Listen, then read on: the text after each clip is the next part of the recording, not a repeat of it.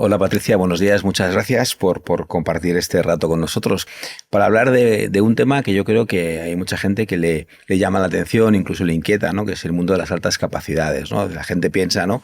En las altas capacidades solamente como chicos, chicas brillantes, ¿no? Y eso es cierto, lo cual no quita que además de esos brillos, pues también tengan ciertas sombras, ¿no? Y entonces en ese sentido quizás intentar aterrizar un poco esta idea de lo que son las altas capacidades y cómo podemos intentar, ¿no?, ayudarles. Quizás la primera pregunta que nos hacen las familias es ante la sospecha, es decir, ¿qué es lo que debe observar? ¿No? Es decir, ¿cuándo alguien debe pensar que alguno de sus hijos podría tener una alta capacidad? Yo creo que cuando se observa, ¿no? Un desarrollo pues más pronto del lenguaje, unos intereses que quizás no casan, ¿no?, con la edad del infante. Ahí es cuando de verdad decimos, vale, quizás haya aquí algo que evaluar. Pero ya no solamente por el simple hecho de que veamos a un niño más precoz, sino cuando pueda existir algún tipo de dificultad, ¿no?, a nivel conductual o de desregulación emocional, estallidos que dices, esto quizás se sale fuera de la norma. Claro, porque a veces los padres vienen casi pensando en un número, ¿no? Es decir, quieren como un número, ¿no?, un cociente intelectual, ¿no? Pero una personita es mucho más que un cociente intelectual. Es decir, ¿qué es lo que debemos observar o que debemos evaluar en esas situaciones de sospechas de altas capacidades?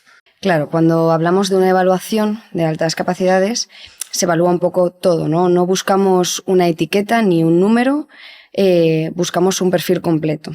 Se evalúa la parte convergente, ¿no?, la parte de lo que se conoce como ese número del que hablas, pero también se evalúa la parte divergente, la creatividad es muy importante, sobre todo en niños, se tiene bastante en cuenta. Debe puntuar alto en todo, evidentemente, hablando de alta capacidad, pero también necesitamos un perfil completo y ese perfil se consigue también evaluando toda esa parte de habilidades sociales, de sintomatología. Eso nos da realmente la oportunidad de ayudar o de entender exactamente cómo ese niño funciona. Claro, porque muchas veces la gente piensa que una alta capacidad arrastra todo, pero no es así. Es decir, esto pues, puede ser como esta mesa, ¿no? Puede tener la pata cognitiva muy, muy robusta, incluso muy potente, pero a lo mejor la emocional o la social cojea en esa mesa, ¿no? Entonces encontramos una mesa ahí un poco en desequilibrio, ¿no? Que es un poco lo que a veces observamos en estos peques. Porque, ¿qué es una alta capacidad? Una alta capacidad es una neurodivergencia, por supuesto, donde las capacidades cognitivas están elevadas, ya sea solamente la parte convergente, pero también tiene que estar la parte divergente, ¿vale? Son niños que tienen un razonamiento por encima de la media, llegan a conclusiones antes, entienden la vida distinto, sobre todo a nivel de su edad cronológica, ¿no? O sea, están por encima de ese entendimiento de la edad de sus iguales. Entonces siempre existe esa descompensación con sus iguales también. Muchas veces las familias dicen, bueno, es que llevamos tiempo viéndolo, ¿no? Pero es que nos han dicho que antes de los 6 años no se puede evaluar. ¿Esto es un mito o antes de los 6 años no se puede evaluar? Se puede evaluar. Lo que ocurre aquí es que el niño también tiene toda la parte cognitiva en desarrollo en este momento. Con lo cual podemos ver signos, podemos hacer una pequeña evaluación inicial, no muy exhaustiva. No nos va a cerrar un diagnóstico, seguramente. Tenemos que esperar quizás un par de añitos más. A partir de los 6 años, ahí sí. Previo, no se debería. Bueno, sí es cierto que podemos intentar buscar esa diferenciación, ¿no?, entre lo que sería la precocidad intelectual y la alta capacidad, ¿no?, que en ese rango de edad sí que es cierto, porque a veces, y luego también el punto de la utilidad, ¿no? Es decir, ¿para qué queremos evaluar a un niño de 4 años cuando en realidad vamos a dejarle que crezca, se desarrolle, ¿no? Podemos tener un poco más de información y yo creo que quizás la clave de cuándo evaluar antes de los 6 años no es solo por la sospecha, sino porque hay una interferencia quizás, ¿no? Es decir, si hay una interferencia, a lo mejor sí que merece la pena por debajo de 6 años, si simplemente es el punto de, no sé, quiero saber si mi hijo es brillante o muy brillante, pues a lo mejor efectivamente esperar a que el niño consolide ese desarrollo para poder tener una mayor aproximación, ¿no? ¿Por qué las familias buscan un diagnóstico de altas capacidades? Normalmente buscan un número. no es un número. Entendemos que los niños siempre queremos que sean brillantes, pero más allá de la brillantez que pueda existir dentro de la alta capacidad, sobre todo a nivel cognitivo, también se necesita entender que los niños con altas capacidades tienen una mayor tendencia a la desregulación emocional. Entienden conceptos que un niño de su edad no. La muerte, la vida, el por qué estamos aquí. Y eso las familias lo tienen que entender también. No solamente es la evaluación por entender o ponerle la etiqueta, ¿no?, de altas capacidades, sino hay algunas necesidades que la familia también necesita entender de que su hijo sea tan brillante. Vamos a hablar un poco de las diferencias de género, ¿no? Es decir, porque a veces la sensación es que a las niñas nos cuesta más o que vengan a la consulta o que de alguna forma generen. ¿Por qué? ¿Por qué esa dificultad con las mujeres, con las niñas? Sí que es verdad que dentro de la sociedad en la que vivimos hay parte de necesidad de enmascaramiento por estas personas, ¿no?, en general. Pero con las mujeres pasa aún más. Normalmente en contextos de neurodivergencia en general, ¿no? Pero con la alta capacidad pasa bastante, ¿no? El hecho de no querer resaltar, no quiero que me señalen, ¿no? Es una de las características que tienen las niñas.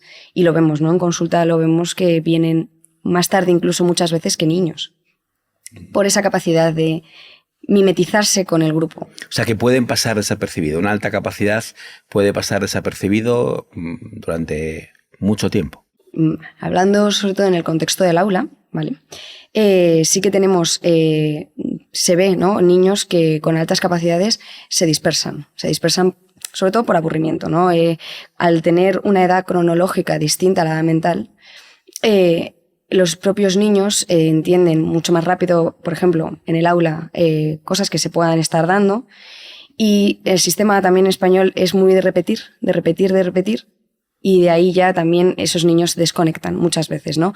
Les ves inquietos, les ves que no les apetece seguir la clase. Con lo cual ahí tenemos que también pensar en otras neurodivergencias, ¿no? Eso el TDAH, el trastorno respecto al autismo, ¿no? Es decir, ¿qué relación hay entre las altas capacidades, TDAH, trastorno respecto al autismo? Es decir, ¿con qué otras cosas deberíamos pensar o en qué otras cosas deberíamos sospechar en el contexto de una evaluación de unas altas capacidades? Estamos entonces hablando de un concepto que es la doble excepcionalidad, que se da bastante en alta capacidad y en otros diagnósticos de neurodivergencia, ¿no? Son compatibles entre sí perfectamente y cada vez se ven más casos de, por ejemplo, alta capacidad con TDAH. Y eso me lleva al punto del desarrollo asíncrono entre lo cognitivo y lo emocional, ¿no? Porque al final son críos que han mencionado antes, ¿no?, con una edad cronológica distinta a la edad mental, pero ¿dónde ponemos ahí, digamos, la edad emocional? La edad emocional de estos niños suele verse súper descompensada, ¿no? El entender conceptos emocionales, como ya he dicho antes, ¿no? La muerte, por ejemplo, es muy recurrente, ¿no? El sentido de la vida y no tener habilidades para afrontar esas cuestiones que incluso muchas veces a los adultos incluso nos puede agobiar, ¿no? Son niños que lo entienden mucho antes. Entonces no tienen la habilidad para gestionar emocionalmente de lo que está pensando, ¿no? Esas ideas a las que está llegando. Porque una de las cosas que muchas veces nos cuentan los padres es que, oye, percibo como que mi hijo no encaja, ¿no?, en esa idea de neurodivergencia. Y esto a veces les lleva a un sufrimiento interior mayor, ¿no? ¿Cómo podemos intentar echar una mano a esa familia que de repente ve que a su hijo le cuesta encajar en el contexto estándar normativo del cole de su barrio? Sí que es verdad que en el contexto de pautas para la familia, en estos casos, es muy diverso, ¿no? Y depende mucho del caso. Pero ayudarle al pequeño a encontrar un poco un grupo de referencia, ¿no?, en asociaciones, por ejemplo, de alta capacidad, donde la estimulación cognitiva también y el enriquecimiento se tiene mucho más en cuenta, ¿no? Son actividades que a los niños les pueden motivar un montón, se sienten también cómplices dentro de ese área, no área, ¿no? Dentro de ese grupo, ¿no? Es como un grupo de pertenencia, ¿no? Sienten que les entienden. Qué importante es la pertenencia al grupo, ¿no? Pues sobre todo cuando llegan a la adolescencia, ¿no? Que al final cognitivamente los podemos ir salvando, pero emocionalmente, ¿no? En la adolescencia, que es tan importante el otro, ¿no? Y cómo llegan estos chicos con altas capacidades a la adolescencia. ¿Cuál es un poco el camino habitual que llegan o con el que llegan a la adolescencia? La adolescencia, bueno, aparte de ser una etapa muy compleja, ¿no? De esa ruptura con la vinculación única con la familia, ¿no? Empiezan a tener esa necesidad de vincularse con el grupo, lo que he dicho, ¿no? De pertenencia. En esos casos concretos de alta capacidad, sienten un agotamiento enorme. No se entienden, no se sienten entendidos, no es que no se entiendan. Claro, ellos quieren hablar de la historia clásica y los otros del TikTok, ¿no? Eso es un problema de fondo, ¿no? Eso es, unos intereses muy, muy dispares con su grupo, en teoría de pertenencia, ¿no? Entonces sí que es verdad que estos adolescentes, ya de por sí la frustración de la adolescencia está ahí muchas veces, sienten muchísima más frustración al no encajar en el grupo que toca, ¿no? Por edad cronológica. Otra de las características que aparece con mucha frecuencia en las personas, en los chicos con altas capacidades, las chicas, son otras comorbilidades, ¿no? ¿Cuáles serían las comorbilidades, es decir, los problemas sobreañadidos que más frecuentemente vemos en estos chicos? Porque entendemos que la alta capacidad de sí mismo no es un problema, por supuesto, pero sí tiene un mayor riesgo de desarrollar ¿qué tipo de problemas? Problemas sobre todo psicosomáticos, ¿no? Estamos hablando de problemas tipo ansiedad, depresión, un montón de pensamientos intrusivos, ¿no? Que les invaden, una rumia excesiva, sí que es verdad, miedos y sobre todo de cara también a nivel social, ¿no? Date cuenta que en este momento de su vida es muy crítico y sí que es muy importante la parte social. Uh-huh. Y por último, ya quizás por centrar un poco en el plan de acción, es decir, venga, guay, tenemos ahí una persona que hemos evaluado en las altas capacidades y a partir de aquí, ¿qué es lo que podemos hacer? ¿Es bueno directamente, como mencionamos antes, le promocionamos el curso, buscamos un refuerzo externo, buscamos un grupo? Es decir, vamos a intentar ayudar un poco a estas personas que hoy nos están viendo o escuchando sobre cuál sería un poco el plan de acción, ¿no? Las directrices claves para una vez que hemos identificado que alguien tiene una alta capacidad, cómo podemos conseguir que sea el mejor de los desarrollos posibles. Siempre tenemos que tener en cuenta la edad en la que el diagnóstico se hace, ¿no? Sí que es verdad que la desregulación emocional en niños, por ejemplo, es muy alta. Ahí la pauta de acción sería, por supuesto, ayudarles a comprender qué es lo que les está ocurriendo, ¿no? Muchas veces lo he visto en consulta, niños que se preguntan, ¿pero qué me pasa? Esa desregulación emocional les hace muchas veces tener problemas de comprensión de sí mismos, ¿no? Los padres también en esos casos, unos límites muy, muy establecidos, les ayuda a que el niño pueda seguir un curso mucho mejor, ¿no? De una ruta. En caso de adolescentes, por ejemplo, sí que al tener esa capacidad, por ser adolescentes, no más mayores, de entender que no siempre esa rigidez mental que puedan tener sobre conceptos y sobre el resto también, ¿no? Es la adecuada, les ayuda mucho también a tener un poco más de flexibilidad a la hora de entender ciertos conceptos que ellos mismos al final tienen, ¿no? Y llegan ellos al propio concepto, en tener un poco más de flexibilidad, ayudarles un poco con la gestión emocional y con habilidades sociales sobre todo. Yo creo que al final lo que estamos intentando explicar es que el diagnóstico en realidad no es una etiqueta, es una parte de una persona y a partir de aquí es intentar acompañarles en el desarrollo más armónico, en lo social, lo emocional. Los hay que piensan que lo que hay que hacer es, cuando identificamos a alguien con altas capacidades, es trabajar sus talentos. Y hay otros que piensan, no, los talentos va bien, lo que hay que intentar es trabajar sobre sus carencias, ¿no?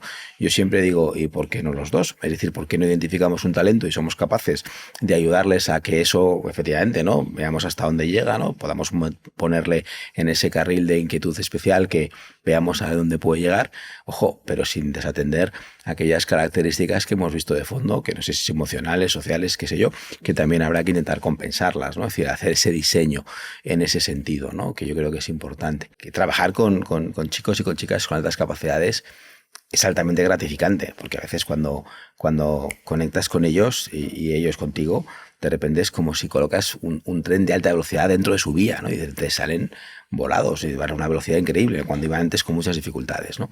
Y otras veces es como muy complicado, ¿no? Es decir, y a veces es difícil que conecten, porque bueno, y yo creo que muchas veces tiene más que ver con el tiempo de evolución que ha ocurrido hasta que llegan a la consulta, ¿no? Yo tengo ejemplos que me vienen a la cabeza, que tenía un chaval que la primera día que le dio en consulta estaba en sexto de primaria y querían que repitiera y tenía un problema de conducta, y en la primera entrevista con este chico y con su familia me di cuenta que este era con mucha diferencia el más listo de la sala, y entonces simplemente fue colocarlo y este chico pasó y de hecho tuve un rifirrafe con el cole porque querían hacerle repetir y le dije, no, o sea, darme una oportunidad, oye, que me da igual que repita de primero o secundaria si vemos que no funciona, pero este chico pasó de que quisieran que repitiera sexto a ser el campeón de Olimpiadas de Física y Química en la Comunidad de Madrid. Es decir, eso en 3 años, ¿no? Oye, me gusta mucho el concepto de los americanos, ¿no? De altas capacidades como un regalo, ¿no? Como gifted, ¿no?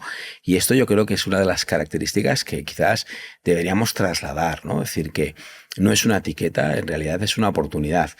Como toda oportunidad, si no la gestionamos bien y no la utilizamos bien, pues se nos puede volver en nuestra contra. Quizás no en nuestra contra, pero sí en contra de esta personita, ¿no? Si no somos capaces, como decíamos antes, de colocar ese tren de alta velocidad dentro de su riel, ¿no? Dentro de su vía, ¿no? Entonces, en ese sentido, ya por ir cerrando, si te parece, Patricia, ¿en qué momento es bueno evaluar y cuándo es bueno que un chico sepa que tiene un talento, una alta capacidad? Sí que, respondiendo a tu pregunta, sí que es verdad que, como hemos dicho, hay una edad mejor para empezar a evaluar, pero siempre viene bien conocerse, ¿no? Al final es parte de tu identidad y el no querer o preferir no saber no va a ayudar, ¿no? Bueno, Patricia, oye, pues muchísimas gracias. Ha sido un placer compartir este rato contigo y espero que todo el mundo que nos ha estado escuchando y viendo pues aterrice un poco más la idea de este concepto de las altas capacidades y cómo traigamos un poco la idea del concepto, como dicen los americanos, ¿no? De un regalo, pero un regalo que hay que aprovecharlo, y eso quiere decir tener una idea de que no es solo cognición, o sea, no es solamente la parte cognitiva, no solo edad mental, como decíamos, sino también es la edad cronológica, la edad social, la edad emocional, que haga que tengamos, ¿no?, una persona en el desarrollo más armónico de los posibles. Patricia, muchísimas gracias y buenos días. Muchas gracias, Javier.